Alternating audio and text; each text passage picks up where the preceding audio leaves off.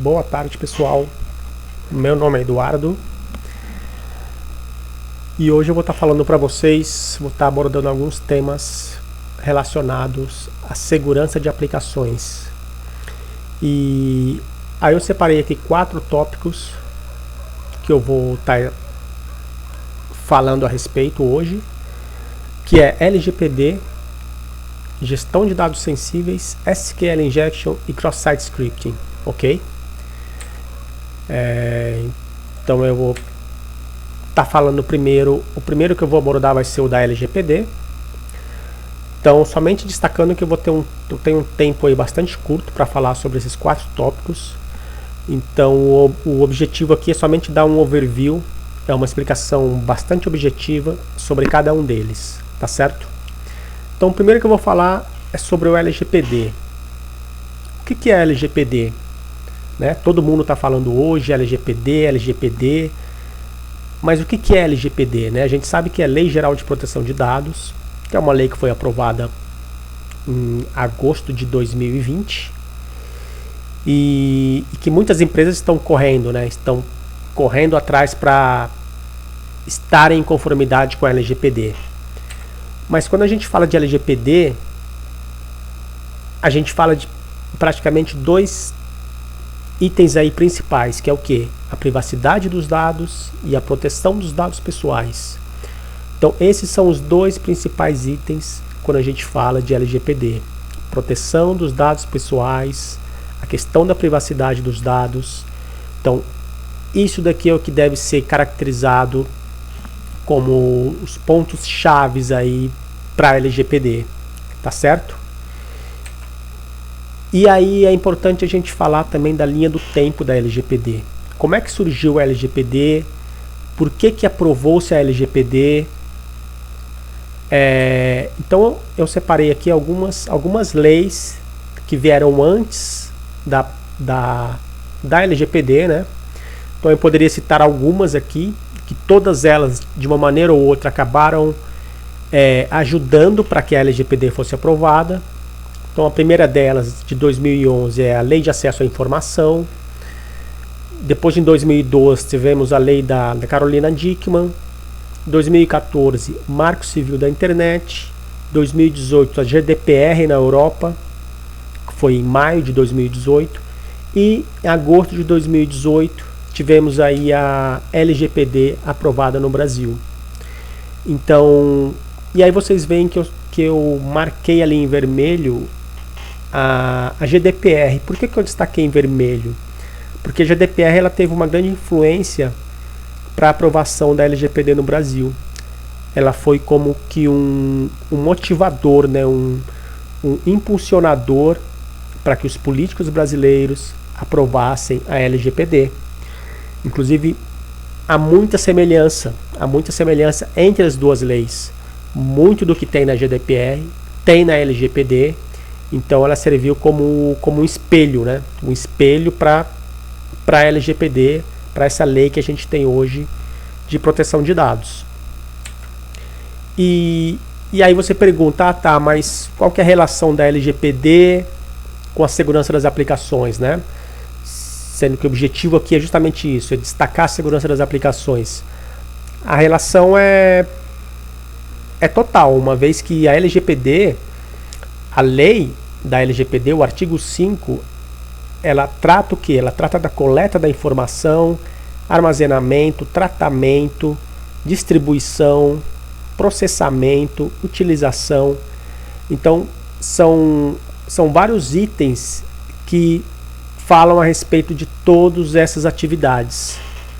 Todas essas atividades. Então, se a sua empresa ela faz a coleta de informação, ela guarda essas informações, ela trata essas informações, a sua empresa ela vai precisar estar em conformidade com a LGPD. Ela precisa estar em conformidade com a LGPD. Ela vai precisar de um programa de proteção de dados. Por quê? Porque ela vai estar se utilizando de todas essas atividades que eu acabei de destacar. Então vai ser essencial que as empresas, principalmente aquelas que até hoje não se preocupavam, né, com a questão da segurança, não se preocupavam com estar em conformidade. Então, a partir desse momento, a partir da aprovação da LGPD, essas empresas vão precisar estar em compliance. E o que envolve um programa de proteção de dados? Envolve o quê? Eu citei alguns 4 itens aqui, mas tem mais itens que envolvem proteção de dados, obviamente. Eu citei a políticas de segurança da informação, identificação e classificação da informação, maturidade organizacional, resposta a incidentes.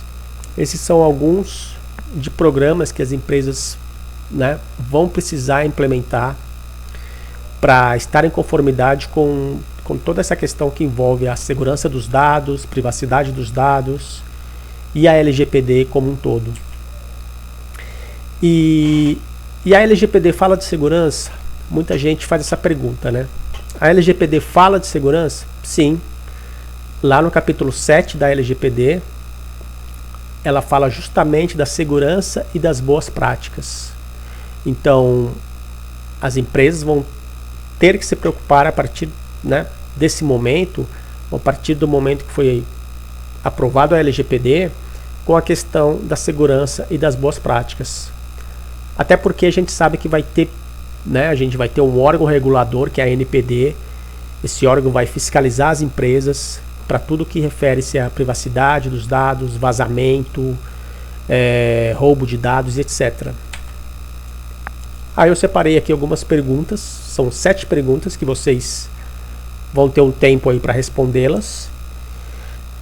E criei também um cenário que envolve essa questão que a gente está tratando, né? Se você trabalha em uma empresa de tecnologia que sofre um vazamento de dados, pensando na LGPD, quais atitudes que a organização deve tomar? Então esse é um cenário que vocês vão discutir, ou individualmente ou em grupo, e apresentar depois cada um de vocês. O próximo tópico, que também está relacionado à questão da LGPD, da segurança dos dados, né? É a gestão de dados sensíveis. E aí você perguntar, mas o que é dado sensível, né? O que é dado sensível? Segundo a LGPD, dado sensível é tudo que pode ser utilizado para discriminar um indivíduo, discriminar uma pessoa. Por exemplo, a cor, origem racial, orientação sexual, posicionamento político ou religioso. Todas essas informações que podem ser usadas para discriminar o indivíduo, elas são caracterizadas como um dado sensível segundo a LGPD. Ah, mas é só isso que é dado sensível? Não. Dado sensível vai depender o quê? Da classificação da informação dentro da organização. Então, se você tem uma informação, um dado, que se ele for sofrer um vazamento, isso vai trazer um dano financeiro ou um risco à imagem da empresa, isso pode ser caracterizado também como um dado sensível. Você tem uma informação que vazou, putz, essa informação vazou e isso daqui vai trazer um grande dano à imagem da empresa, um dano financeiro, isso é caracterizado como um dado sensível. Aí eu destaquei algumas aqui, né? Informações privadas de clientes, informações financeiras, dados de cartão de crédito, registros educacionais, registro de saúde de uma pessoa. Tudo isso pode ser caracterizado como um dado sensível. A depender, como eu disse, da classificação, né? Da classificação da informação interna da empresa. Classificação da informação. E falando de segurança de aplicação, aonde que entra tudo isso? Né? Gestão de dados sensíveis, a proteção de dados pessoais, a privacidade dos dados. Nesse contexto da segurança de aplicação, eu citei alguns aqui que também entram no programa de proteção de dados, que é o quê? Conceito de desenvolvimento seguro, né, que é o SDLC, conceito de shift left, security by design, privacidade por design, conscientização e educação. Então, todos esses itens, cada um deles está diretamente relacionado à segurança de aplicações. E aí vocês podem, né, depois ver sobre cada um deles, até pelo tempo aqui não vai dar para explicar, falar sobre cada um deles, mas são tópicos bastante importantes no que se refere à segurança de aplicação. Aí eu separei algumas perguntas aqui relacionadas ao tema, são essas 3 primeiras perguntas, ok? Depois eu separei mais 5 perguntas também relacionadas ao tema, que vocês têm um tempo aí para respondê-las. E o próximo tópico é SQL Injection. Ah, mas por que você vai falar de SQL Injection? SQL Injection, ele tá, se a gente pegar a tabela de OWASP, né, a última tabela de classificação, né, das vulnerabilidades mais exploradas, SQL Injection ela está em primeiro lugar. A parte de injection, né, ela está em primeiro lugar. Se vocês pegarem na tabela de 2017, vocês vão ver que ela está lá no topo. E por que é importante então saber delas? O que é e como acontece o SQL Injection? SQL Injection nada mais é que uma manipulação da base de dados. Vocês veem ali que eu até destaquei, né, a palavra manipulação, né? Nada mais é que isso, é a manipulação da base de dados, manipulação de string, manipulação de query, manipulação de dados de formulário. Isso é o SQL Injection. O atacante, ele vai ter informação, ele vai ter acesso a informações que ele não deveria ter. Isso que é o SQL Injection. Ele vai ter acesso a informações que ele não deveria ter acesso. Então ele vai aproveitar o que? De falhas no design da aplicação. Ele vai explorar parâmetros, seja de formulário, seja de uma URL, e através disso ele vai o que? Ele vai manipular, né? Geralmente é uma pessoa que tem um conhecimento, né, de base de dados, de SQL, e através disso ele vai o que? Ele vai manipular até ele obter a informação que ele deseja. E quais são os tipos de exploração aqui causadas? São várias, são inúmeras. Eu citei somente algumas aqui, né? A partir do momento que ele tem acesso, que ele consegue fazer essa manipulação, ele consegue apagar dados de uma tabela ou de uma base de dados, ele consegue atualizar dados, ele consegue obter dados, inserir dados, ele consegue executar comandos no servidor, ele pode, por exemplo, inserir scripts maliciosos, trojans, etc. Ele pode expor ou exportar, no caso, dados valiosos, por exemplo, de dados de cartão de crédito, e-mails, senhas. Ele pode obter dados de logins de usuários e etc, etc, etc. Então vocês veem aí que o leque de exploração é bastante grande, né? É bastante extenso. E aí, como se prevenir? Eu citei aí algumas técnicas que a gente utiliza para se prevenir contra o SQL Injection. A primeira delas, que é justamente a técnica do Input Should Never Be Trusted. O que é isso? Você nunca deve confiar em dados, né, imputados por usuários. Então você deve o quê? Rejeitar dados que são conhecidamente inválidos e aceitar dados que são conhecidamente válidos. Então você vê que as duas estão relacionadas à primeira, que é o quê? Você aceitar somente dados que você confia, somente dados que você sabe que são confiáveis. E para isso precisa de uma validação. Você precisa validar os dados. Fazer uso de store procedures, fazer uso de expressões regulares, fazer uso de list privilege, que é o que? Você dá acesso somente àquilo que a pessoa precisa, ao que o usuário precisa e não mais que aquilo. Error message, o que é? Nunca retornar mensagens para o usuário que ele não deva ter acesso ou que ele não deva visualizar. Então isso também é bastante importante, porque através disso daqui o usuário, dependendo do tipo de mensagem que ele retornar, ele pode fazer uma enumeração, ele pode, né, obter informações que ele não deveria, informações sobre a base de dados e etc. E por último, habilitar logs de segurança. Aí eu destaquei aqui 5 ferramentas, que são as top 5 aí no que se refere a injection. A primeira é o SQL Map, que é uma ferramenta do Kali Linux, bastante popular, bastante conhecida quando a gente fala de SQL Injection. suporta aí vários tipos de banco de dados, desde o Axis até DB2. E se tem algumas outras, né? SafeTree, SQL Ninja, etc. Algumas perguntas a respeito de SQL Injection que vocês vão ter que responder. Então, destaquei aí 7 perguntas para vocês responderem, ok? E por último eu vou falar de cross-site scripting, que ele não está no topo como o SQL Injection, mas ele tem a sua importância também na questão de vulnerabilidades, vulnerabilidades web, né? Então o que é o cross-site scripting?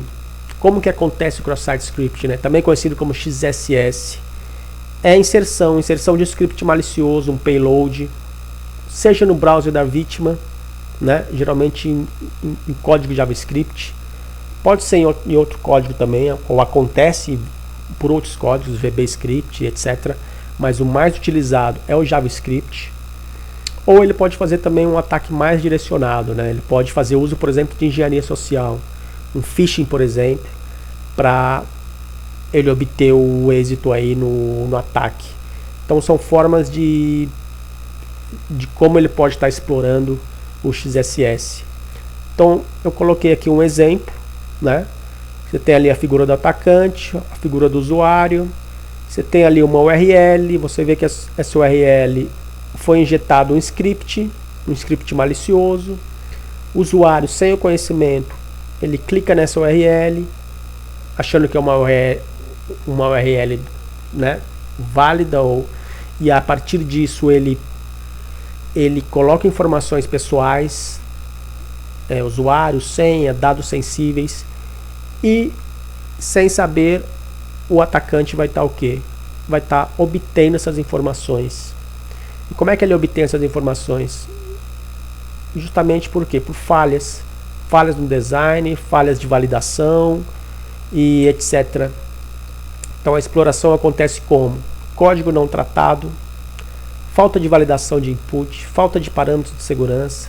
Por exemplo, cookie, se ele não tiver parâmetros de segurança no cookie, ele vai conseguir explorar as informações que são passadas via cookie, né? Seja dados de senha, dados de usuários, dados de login. Então você tem parâmetros de segurança como HTTP Only, Same-Site, Security, que vão proteger, né? Que vão tornar a aplicação mais segura. Aí eu citei ali os 2 tipos de XSS. Geralmente nós temos, os mais conhecidos são esses, né? O não persistente e o persistente. Também conhecido como client-side e server-side, né? Esses são os 2 modelos. Aí tem o DOM também. Mas esses são os mais conhecidos, né? O não persistente é justamente quando você tem esse exemplo que eu mostrei, você tem uma URL, ou o atacante ele insere um código malicioso na URL, né, por uma falha. Ele insere esse código malicioso e você vai e clica nessa URL que tem esse código malicioso. Ou persistente, que é o quê? Que esse código malicioso já vai estar armazenado no servidor. Então você, usuário, sem saber, ele acessa essa página já vai estar com o script malicioso, o servidor já vai estar com esse script malicioso. E quando o usuário fizer essa requisição para o servidor já retorna para ele já com esse script malicioso. E o não persistente, geralmente o atacante ele vai precisar fazer uso de algum tipo de... Ele vai precisar enganar o usuário, né? Ele vai precisar realizar algum tipo de engenharia social, enviar um link por e-mail, enfim, ele vai precisar burlar ou né, enganar a vítima. Como é que se mitiga? Você tem vários tipos aí de mitigação de cross-site scripting. A primeira delas é a sanitização do código. Eu coloquei ali nos 2 lados, tanto no lado do servidor, como ele pode ser explorado dos 2 lados. Então você tem que sanitizar nos 2 lados, tanto no lado do servidor, como no lado do browser, do cliente. Porque não adianta você só sanitizar de um e a outra, sendo que o outro pode ser explorado de alguma maneira. Validação de input, né? fazer uso de CSP, Content Security Policy, aplicação de parâmetros de segurança em cookies, desenvolvimento de código seguro, dentre outros, né? Mas esses daqui acabam sendo aí os principais meios de sanitização de cross-site scripting. Eu destaquei aqui, formulei algumas perguntas para vocês responderem, e aí vocês têm aí o tempo de vocês para responder essas perguntas. Então é isso. Estou terminando por aqui. Espero que todos tenham aproveitado as explicações e muito obrigado.